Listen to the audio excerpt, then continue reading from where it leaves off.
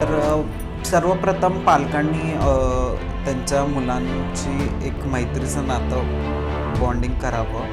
कारण ते सर्वात चांगली गोष्ट होईल तुम्हाला आपल्या मुलांना समजून घेण्यासाठी.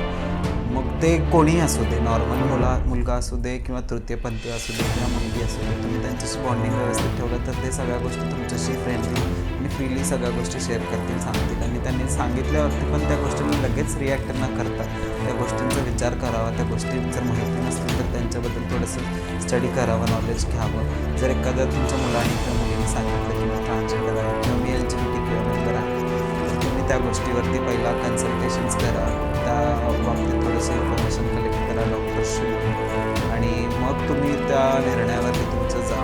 आणि तुमचा मुलगा आहे तो किंवा मुलगी आहे, जो कोण असेल, तर तुम्ही जर त्याला साथ दिली तर तो समाजात खूप पुढे जाऊन काहीतरी स्वतःला प्रूव्ह करू शकतो.